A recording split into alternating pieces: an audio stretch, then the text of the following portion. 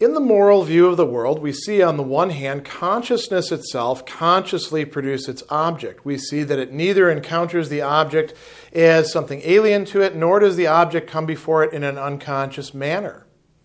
On the contrary, it proceeds in every case in accordance with a principle on the basis of which it posits objective being. It thus knows this latter to be its own self, for it knows itself to be the active agent that produces it. It seems, therefore, to attain here its peace and satisfaction, for this can only be found where it no longer needs to go beyond its object, because this no longer goes beyond it. On the other hand, however, consciousness itself really places the object outside itself as a beyond of itself. But this object with an intrinsic being of its own is equally posited as being, not free from self-consciousness, but as existing in the interest of and by means of it.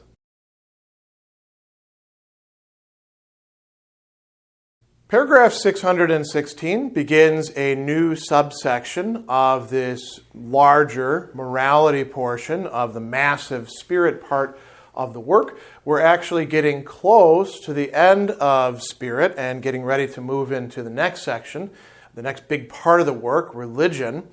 But we have a lot of ground yet to cover. This is the second part of this morality section.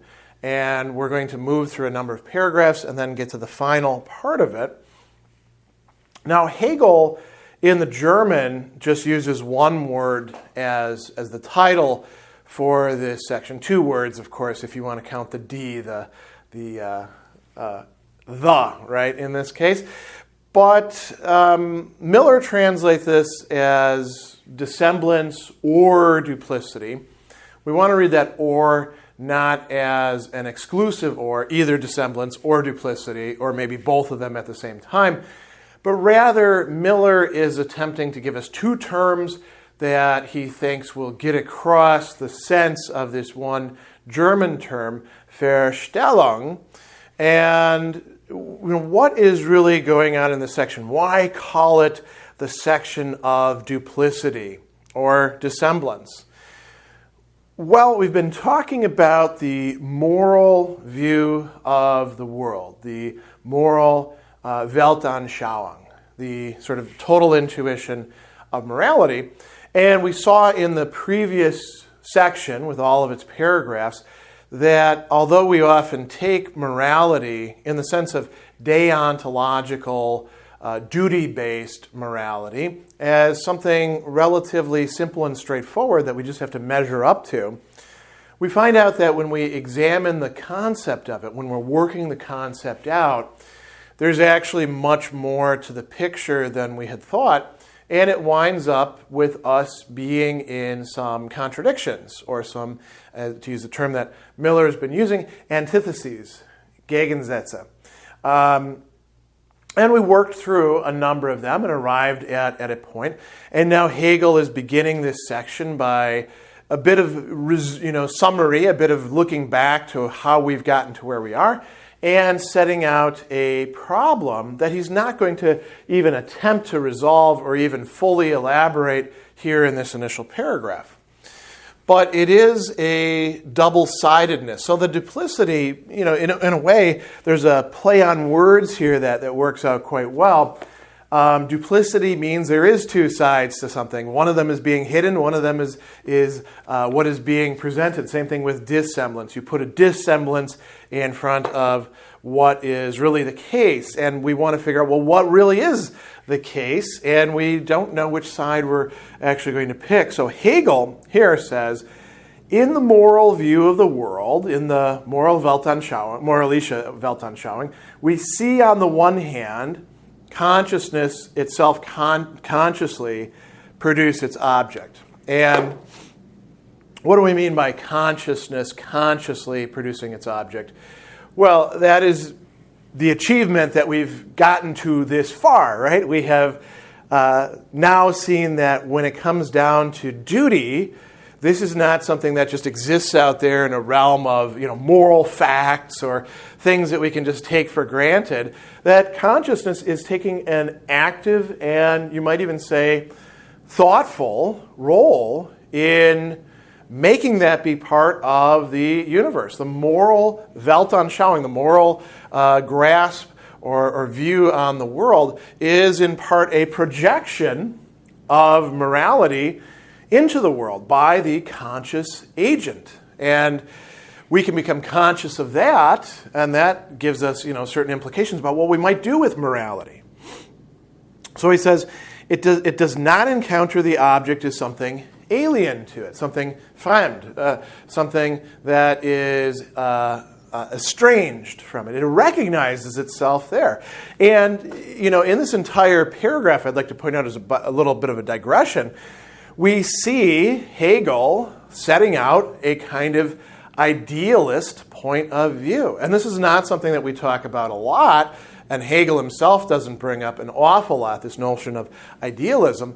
But what does idealism really involve? One way to fundamentally understand it is that being never truly exists solely on its own, totally isolated, abstracted away from some consciousness. Being always is for some consciousness, not necessarily for our consciousness, but for some consciousness.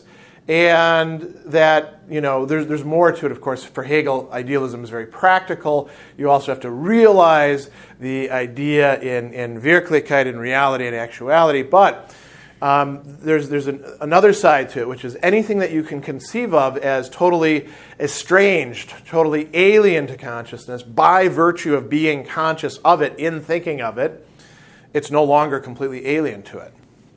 So, coming back to this, he says the object does not come before it in an unconscious manner. And this is part of what embroils us in these worries and contradictions, but that drives the dialectic further. If we merely take duty as something that we have just imposed on us, when somebody says the tautology, duty is duty is duty, and they're trying to convey to us that we should fulfill our duties, we should do what the duty requires of us, or if you like, obligation, we should fulfill our obligations. They're doing so in a thoughtless, in a unconscious, unbewusst manner. We're not doing that at this point. That's what the end point of working through this entire previous section gave us. We're now conscious of what we're doing.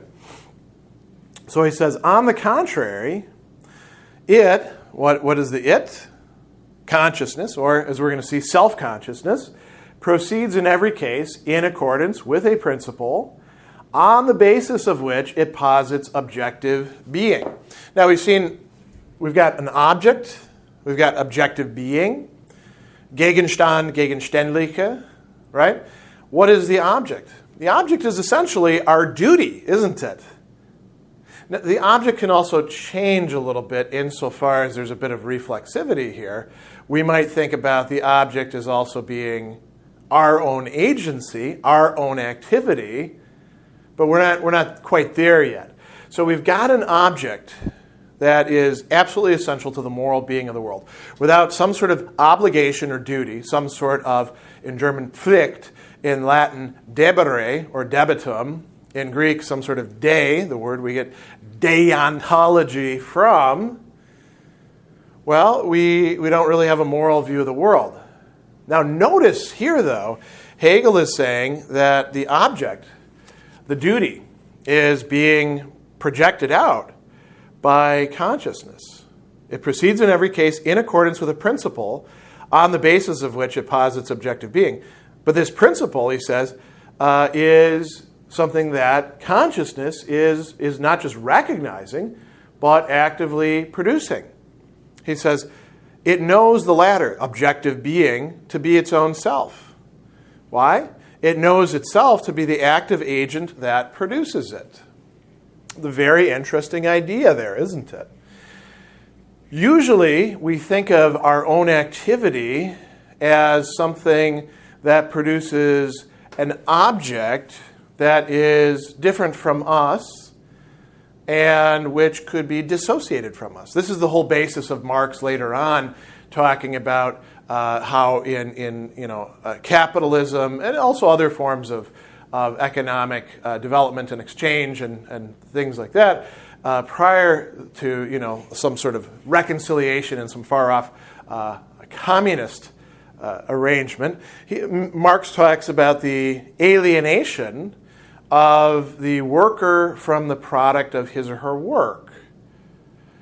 And that's true, right? There is a truth to that. But in this part, there is a realization that I am producing that. That is something of me, externalized out there, even imposing itself back upon me as something that I can recognize. This is a very important moment in human development, in moral consciousness development as well. So he says it knows itself to be the active agent that produces it. And Hegel says it seems here to attain its peace and its satisfaction. For this can only be found where it no longer needs to go beyond its object, because this no longer goes beyond it. So there's sort of a reconciliation between self-consciousness and its object of duty, right? Peace, ruha, rest, is another way of putting it. It rests in this conception of itself and its object. And satisfaction, Befriedigung. Now, that's not the entirety of the story here. Hegel says, he began this by saying, on the one hand, here is the other hand. The object is also something that is there in a beyond, a jenseits, right, on the other side. So he says, on the other hand, consciousness itself really does place the object outside itself as a beyond of itself. Now that is a very important phrase right there. Hegel doesn't just say a beyond, right? Think back to the unhappy consciousness, where this dialectic of the beyond was being brought out all the time and sort of pushed back further and further and further. Now, implicitly, that was a beyond of the consciousness, or the self-consciousness. That was back in the self-consciousness section. But here, it's explicitly understood as a beyond of the self-conscious subject. So we have an object there that is projected far outside of myself. And he says, this object with, now here's a somewhat unhappy translation, with an intrinsic being of its own. What is the term that Hegel's actually using there? An und für sich seiende. Something that is being or existing in itself, an sich, and also for itself, für sich. This is really, the gold standard for Hegelian dialectic. We've always got the in itself and the for itself, and we bring them together in the in and for itself. And that's really something that's going to be ultimately just for a subject, but we're not at that point here. So he says, this object with an intrinsic being of its own is equally posited as being, not free from self-consciousness, but existing in the interest of and by means of it. So it's still, even though it's beyond self-consciousness, it's still within the scope of self-consciousness. It is existing by means of it, and it is existing in the interest, or it's connected to it in some way. Now, how is this going to play itself out? That's what we're going to see in the paragraphs to come. And how are these two objects related to each other? Are they different objects, or are they really the same object?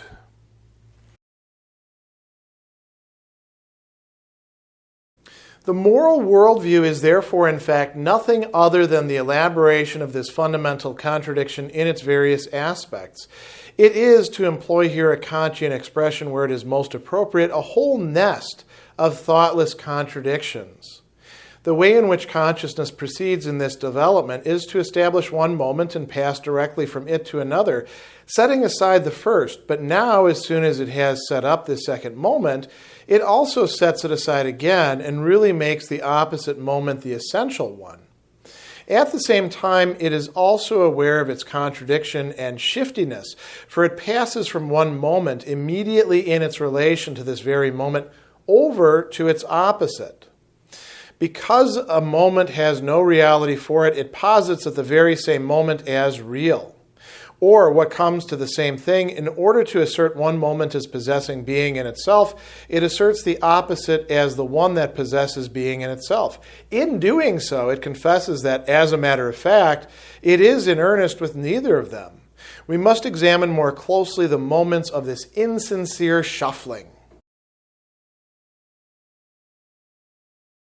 Paragraph 617 is a good bit less optimistic than the preceding paragraph that started this new section of dissemblance or duplicity. And here Hegel is telling us point blank that the moral worldview is involved in a whole, as he's taking this phrase from Kant, nest of thoughtless contradictions. Isn't that a funny phrase? And we'll come back to that in a moment. But he begins by saying that the moral view of the world is, in fact, an elaboration, an Ausbildung of this fundamental contradiction, this contradiction or Widerspruch at the very ground or basis, at the Grund, he says, of what we've been studying. He says the moral worldview is nothing other than this. So the other thing he adds too is in its various aspects, and that is going to be particularly important because he's talking here about these different moments, and these different moments are in fact the aspects. So the challenge is, can we actually get these all to come together in some sort of harmony? It seemed as if at the very end of the last section that we had managed to bring that off. We'd come to this higher synthetic unity, and now it seems as if he is taking that away. But it's because he is not finished working through this contradiction. So he says we have this Kantian expression being used where it's most appropriate, because oftentimes Hegel thinks Kant's own expressions are not most appropriate within Kant himself, but it is a whole nest, a knot, a mess of thoughtless contradictions that have to be untangled. So he says the way in which consciousness proceeds in this development, and here he starts talking about these moments, right? And I think attending to the language is going to be very important for understanding what is going on here. How do we get this nest of thoughtless contradictions? Why are they thoughtless in this case? So he says that consciousness establishes a moment, right? It establishes one moment and then passes directly from it to another, setting aside the first. It's not content to stop, linger, and figure out what the actual content is there to work through the contradiction. And it doesn't set up the first moment and then set up the second moment and examine the contradiction between them. Instead, it's oscillating. It's going from one moment to another moment. When he says passes over to, übergeht, it just goes right over to the other one. And it does so in an immediate way. There is no thing that is explicitly mediating this. The other thing that he says that's very interesting is in talking about setting aside the first moment that it initially began with and then passing over to the second moment, he uses this term aufheben, right? The word that we get Aufhebung, or whatever you want to translate it as, sublation, sort of transcendence with incorporation. This key Hegelian term he's using here in terms of setting it aside. So he says, as soon as it is set up this second moment, we now have a recursion. We go back to the first moment. He says it sets it aside again. And that, again, überheben, right? It überhebt that. And he says it really makes the opposite moment the essential one. So in both cases, what it's doing is it's taking one part of the bigger picture and making that what is most essential and ignoring the rest of it. This is what we, in other areas or at other places in the phenomenology, will call one-sidedness, Einseitigkeit, right? When there's an attentiveness to one aspect, one moment, but you're ignoring the rest. And that, from a Hegelian perspective, is always going to be inherently problematic. So, what does he tell us here? There's more to the story.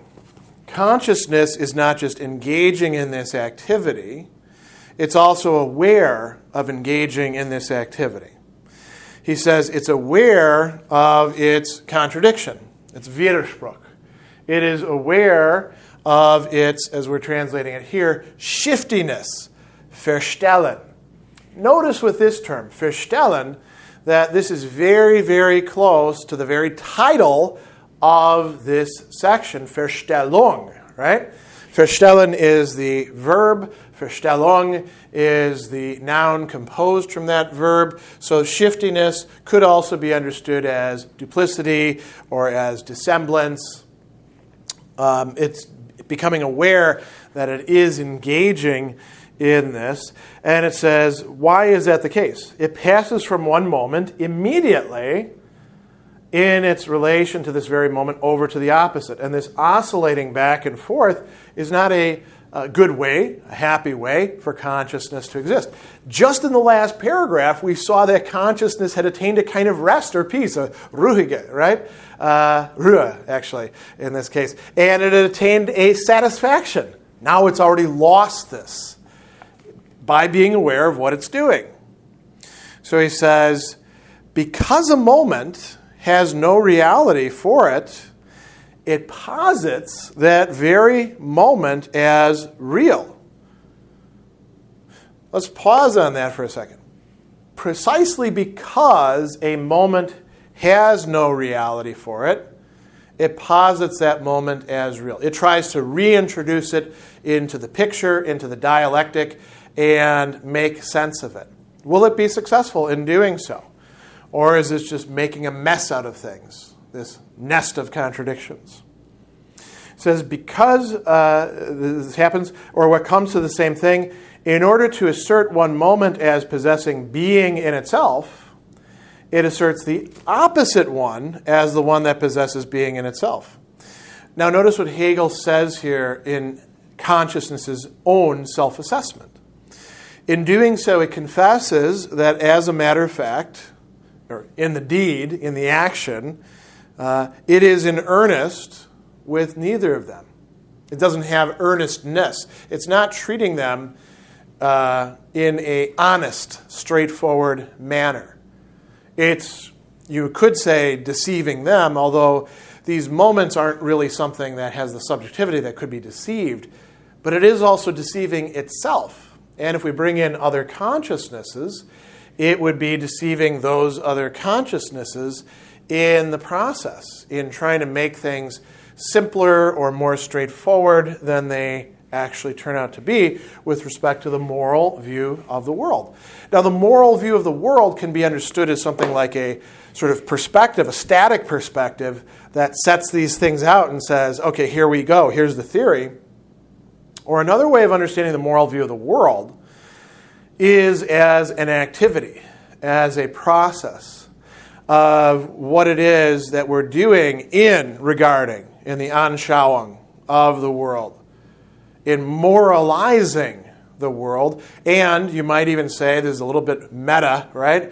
Moralizing morality, in trying to see it all the way through, past these contradictions. So he tells us at the end that we must examine more clearly the moments, and I love this phrase, the great translation here, the moments of this insincere shuffling, right? And the insincere here is schwindeln.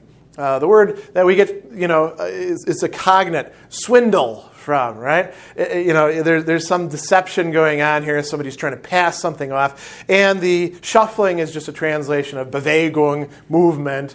So it's a little bit of artistic license here on Miller's part. But I do love that phrase. Before we go on into that, which is going to happen in the subsequent paragraphs, this examination of the moments of this insincere shuffling, we should think about, well, what are these moments?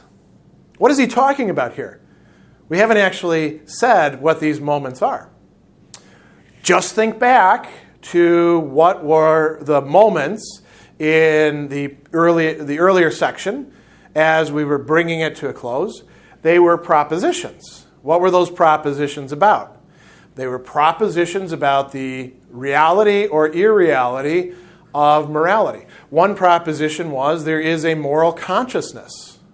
The other proposition is there is no moral reality or actuality. And so he's talking about consciousness, swinging back and forth between these, not having attained that synthetic unity that was being discussed in the last paragraph of the last section, but as sort of reverting. So how are we going to get past that? You might say he went to a certain point and then backed up a little bit, and now he's coming at it through another way, and that's what we're doing in the rest of this section.